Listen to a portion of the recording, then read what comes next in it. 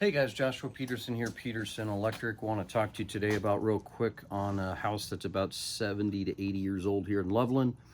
The original wiring is this. The overhead service loop to the lugs wrapped around the gutter, coming down the 1-inch EMT service mast, and somebody prefabbed their own aluminum two-hole straps. Old light there, and some SE cables coming in. If you have a flat SE cable like this, it's actually probably 80, maybe 90 years old. But anyways, it's a flat SE 3-wire cable that we have to change out later. That's all going away. And then this is how it's going to look now. Ground rod, 2 of them. Inter-system bonding bridge bar. This has a main breaker. I don't want to open this up, but this has got a main breaker in here. It's got a surge protected device, new to 2020 code, and it has a 2-pole design on the 100 amp breaker, feeding a number 2 aluminum and the cold water bond down to the base, the crawl space. And then this is the new bypass lever meter design. 2 bond bushings in here. Rigid IMC conduit. We'll come back here.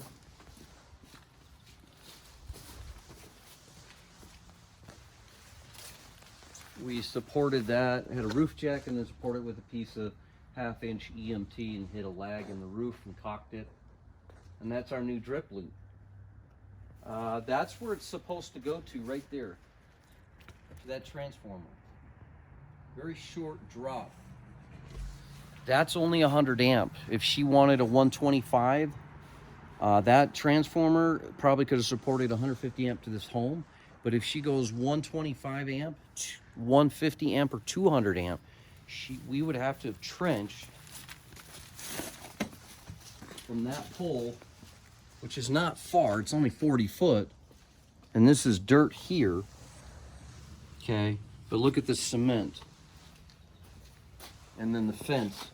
So a lot of you that follow me, I have my own little Kubota Mini X, and I would definitely just take a chainsaw, cut off those posts, and she probably would have just dug around that and dug out that stump for her. But that would have required more cost from Loveland Power. And then the other thing is that where do you put the dirt? I'm sorry, my van's in the way. We would have piled it against the garage door with that amount of dirt, and it would have dented the garage door or wrecked it, unless I would have built a post with OSB board and shoved it. But you have to have a right of way in the alley, so you have to have a traffic a plan, and then if they even allow us to execute our own coning off, right, and scheduling it off. But see, this alley is very well used. Trash, recycle, grass, all of it's picked up 3 separate trucks through the week for all these neighbors. So you can't just shut it down. And if the pole had to trench this way across because their power was from that transformer there, then you might even have to have the whole alley shut down. Where this, I probably could have shoved the dirt over and then buried it, but I had to have an inspection. So it would have cost a lot more to do that. Ultimately, I would have done it just because it's so close. But she wanted to stay at 100 amp. She only had 70 amp, so we still upped it 30% for her.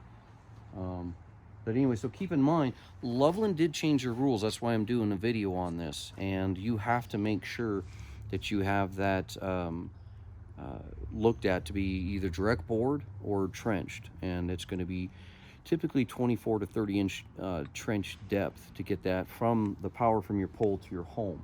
And they do require you, if you're overhead, to go underground if you pass 100 amps. And that's as of 2020, and right now we're in September, right after Labor Day. As you can see, I'm wearing a hat. It snowed for a day and a half, and it's all gone. Crazy that we had snow on the 9th of September. That doesn't normally happen. Anyways, guys, Jay, thanks for joining us. Let us know if we can help you out.